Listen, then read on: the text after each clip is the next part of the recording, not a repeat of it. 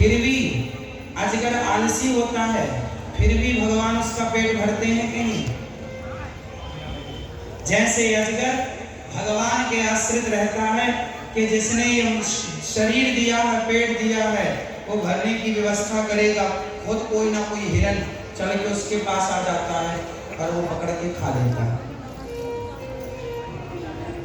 जैसे अजगर ज्यादा मेहनत नहीं करता और बड़ी आनंद से रहता है, उसी तरह आप मेहनत करो, पैसे कमाओ, और ये सोचो कि पालनहार भगवान है।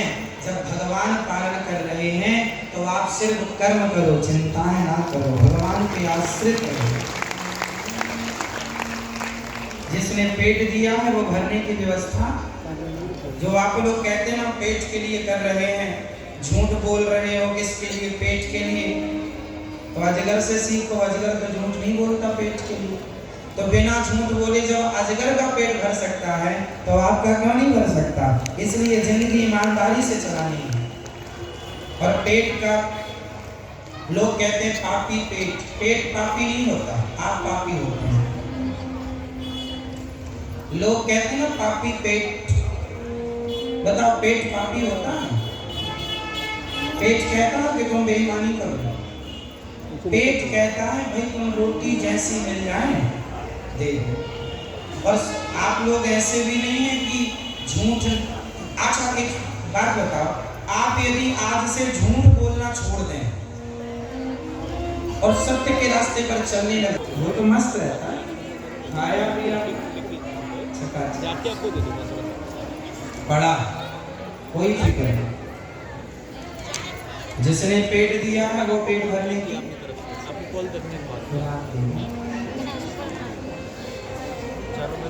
समुद्र को गुरु बनाया। फटाफट बताओ समुद्र से क्या सीखा आपने? मैया, ओ मेरी माँ, बताओ समुद्र से क्या सीखा आप लोगों ने? आप बताओ, आप बताओ, बताओ। नहीं बताऊंगा, मैं तो नहीं बताऊंगा। बच्चों आप बताओ। समुद्र को गुरु बनाकर हमें क्या शिक्षा मिल रही है? जैसे समुद्र में सबसे ज्यादा पानी है, क्या है? जितना पानी समुद्र के पास है क्या नदियों के पास है? जोर से। नदियों के पास जरा सा पानी ज्यादा आ जाए तो नदियां गांव डुबाने भागती, तुम्हें डुबा देती है।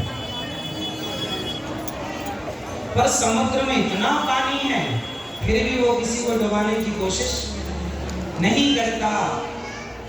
समुद्र से ये शिक्षा लो, जैसे समुद्र में सबसे ज्यादा पानी है फिर भी वो शांत है, समुद्र की तरह गंभीर बनो, गंभीर। खूब धन कमाओ, खूब नाम कमाओ, इज्जत कमाओ। कुछ लोगों को पैसा पचता नहीं, कुछ लोगों को नाम इज्जत शोहरत पचती नहीं है, हैंग हो जाते हैं, पाते घमंडी हो जाते हैं। ये कौन लोग हैं? नदी की तरह जरा सा पानी बढ़ा कि बाढ़ चालू।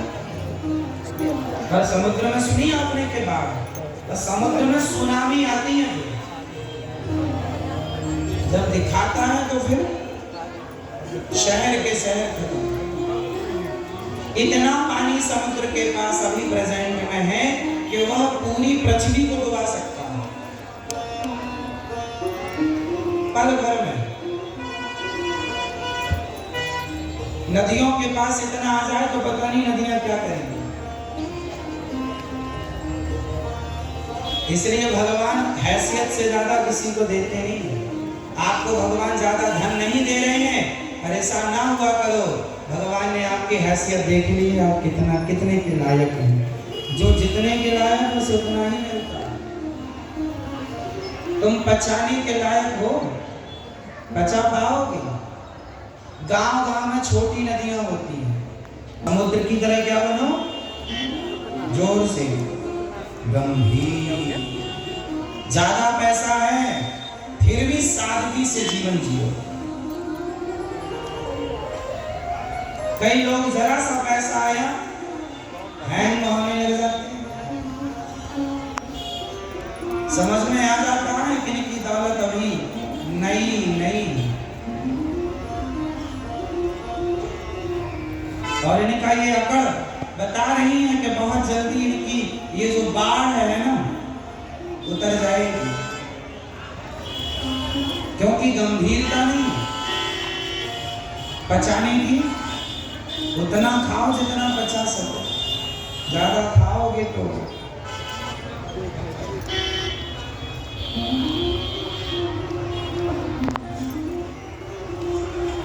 भौरा को गुरु बनाया श्री दत्तात्रेय। भौरा, भौरा जानते हो नहीं? हाँ, भवरे ने खिलाया फूल फूल को, ये वही भौरा है। भौरा तो ये भौरे से क्या सीखा? ये मैया टोपा वाली मैया बताएंगी। मैं ये बता अपनी माँ, भौरे से क्या सीखा आपने कभी देखा है? अपन ने तो काली देखा, हो सकता विदेशी भौरे अलग हो।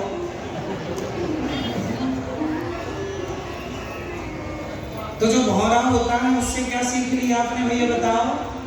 भैया बताएंगे टोपा वाली मैया, वो छेद कर देता है, हाँ या ना? वो लकड़ी में क्या करता है? छेद कर सकता है, बहुत पावरफुल होता है। एक दिन भौरा जाके कमल में बैठा, सरोवर में कमल खिला था, कमल पुष्प। भौरा बैठा, अच्छा कमल का स्वभाव होता है शाम होते ही कमल बंद हो जाता है, तो भौरा अंदर रह गया। भौरे को भी लगा कोई बात नहीं, रस ले रहा है बढ़िया मस्त। ये वो भौरा है जो लकड़ी को काट सकता है, तो क्या कमल के पुष्प को नहीं काट सकता? काट सकता था, तोड़ सकता था। उसी लगा नहीं, आज यहीं रहते। और यहीं के चक्कर में सवेरा आने के पहले हाथी आया और हाथी ने सूंड से कमल दबाया और खा गया।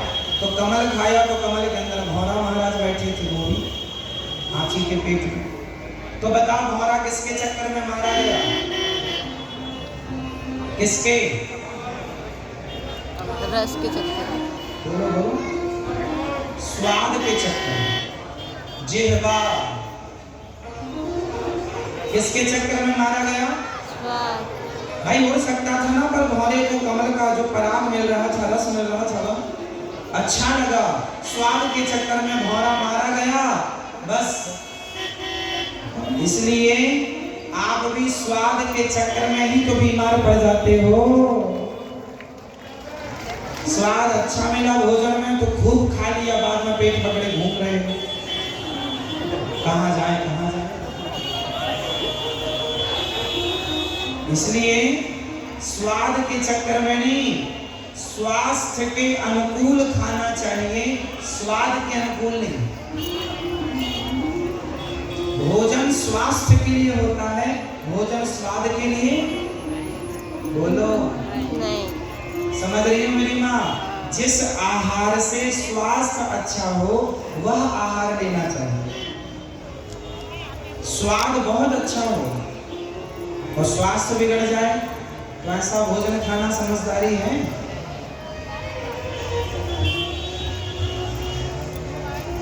इसलिए किसके चक्कर में नहीं पड़ेंगे आप?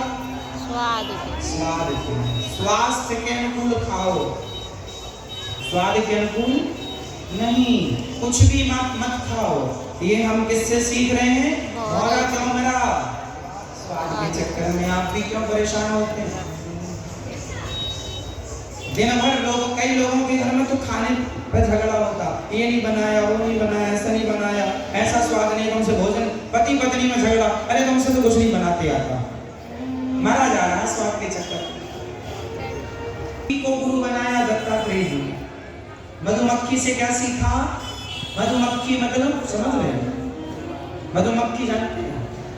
शहद वाली मक्खी जो शहद तैयार करती है। बता, मधुमक्खी से क्या सीखा? इससे क्या सीखा? मैया बताओ मेरी माँ। ये मैं ये बताएं